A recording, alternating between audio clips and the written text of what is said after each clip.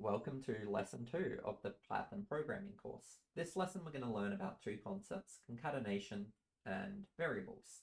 So to begin with, let's talk about variables. Now, a variable is a container for some information that a computer or your code will remember for later, and you can access that information. So imagine I asked a user what their name is, and then I stored that name for later. So whenever I'm referring to the user, I could use their name. How does this actually work in Tonido? Well, the first thing I need to do is I need to declare a variable name. So I need to call this data something. And you can call it almost anything you want, but there's a couple of rules we need to follow. The first one is we can't use a name that is already declared. For example, print is being used for something else. It's a function. And we know that because it changes color and we've used it before. So if your variable name is changing color, then you can't use that for a variable name, first of all. Secondly, is we don't want to use capital letters in variable names. There are some cases where you want to do this, but everything we're learning is just the basics. So as a good practice, we're only going to use lowercase letters for our variable names, and variable names cannot include spaces. If you were to use a space in your variable name, instead you would use an underscore, like so, because as soon as you put a space, it thinks that's the end of the variable name. So if I said first name, I couldn't use this as a variable name because these two words are separated. We'd need a underscore. So how do I declare a variable? Well, I'm going to use an example just like in the documentation, which is message. And I'm going to say message is equal to hello. That's my message. So in this example, I've got message is equal to this is the variable. Now notice I've used quotations around this. So this is a string data type that we learned about last lesson.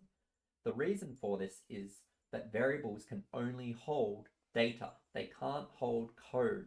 So we need to make sure what we're putting in there is actually data. And in this case, we know that a string is data. It's it's the only data type we've learnt about so far. So that's why I put quotations around this. Now, this is the variable declaration. We have what we want to call the reference to the data, followed by an equal sign, followed by what the data actually is. Now, what's great about variables is when we run our code, we can change them, we can modify them, and we can call them up so we can use them in different functions. So in this case, I'm just going to print my message, right? So if I say print message, I'm going to be able to print out hello.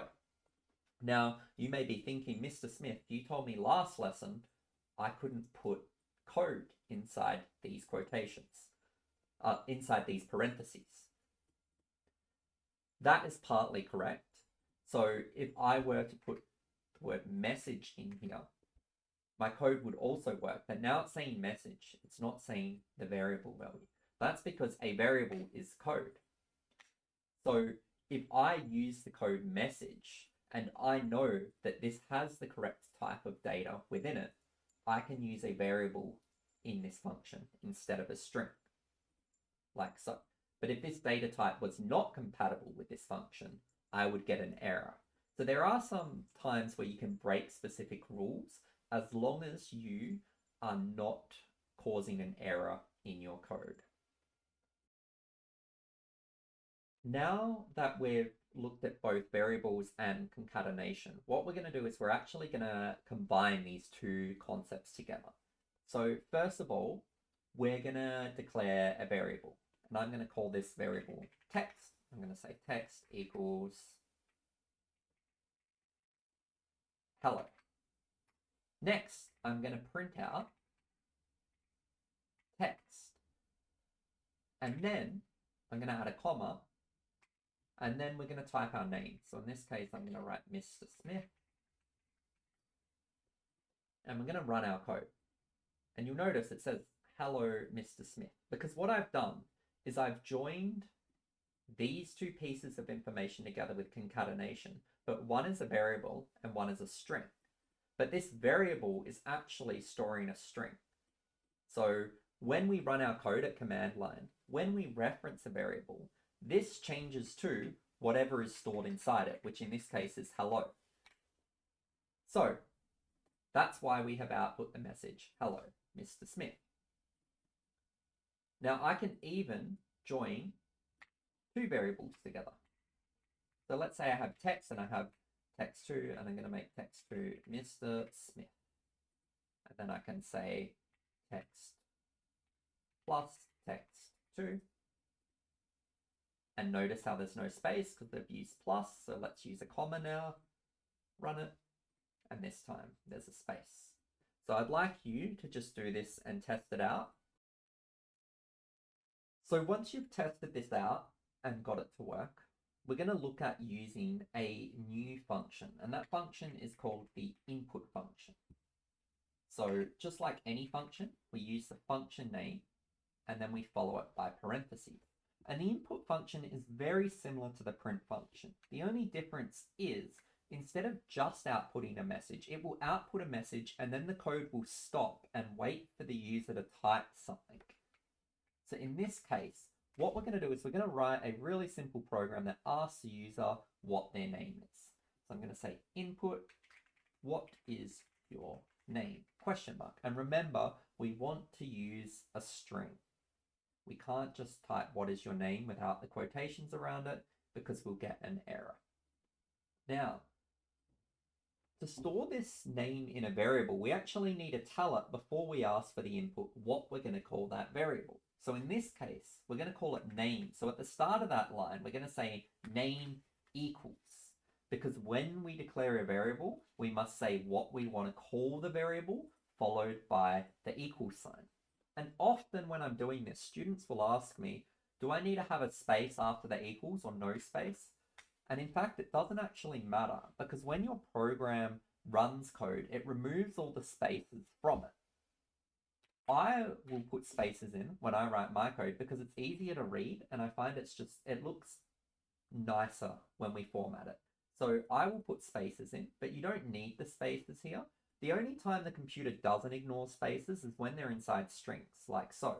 Because this isn't code, remember, this is literal text. So it's not doing the same thing at the command line as it does to our actual code. So either or is fine. But I thought I'd just explain that.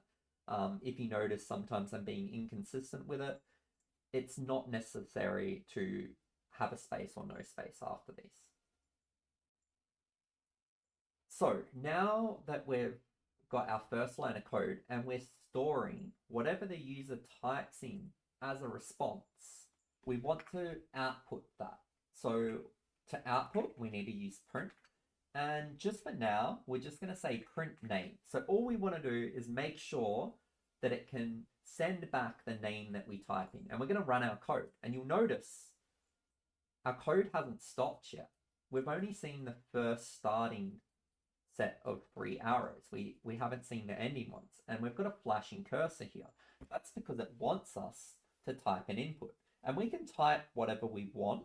But remember, our question should relate to what we want the user to input. So in this case, it's asked for my name. So I'm going to type my name, Mr. Smith. And I'm going to hit enter. And notice, before I hit enter, notice that the text I've typed is blue.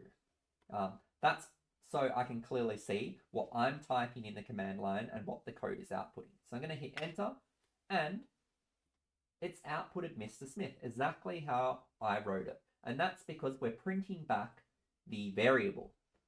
Now, you might be a little confused here because you look at the code and you'll say, well, our variable says input, what is your name? So how is it sending back our name?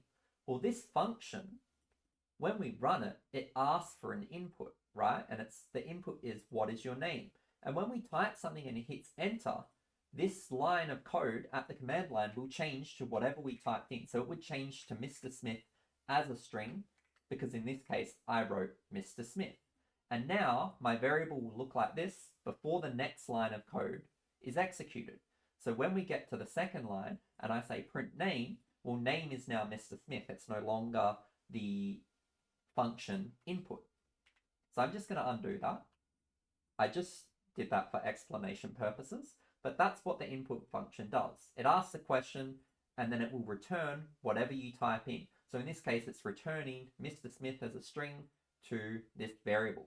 Now you'll notice here as well, it looks a bit messy because there's no space between where I start typing and the question mark. Now, you can just put a space and then type Mr. Smith or your name, but now there's a problem that there is a space at the start of our message.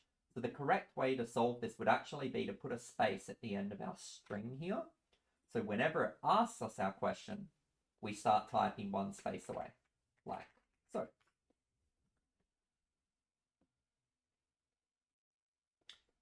Now, to finish this little program that we're working on, there's one last step we need to do.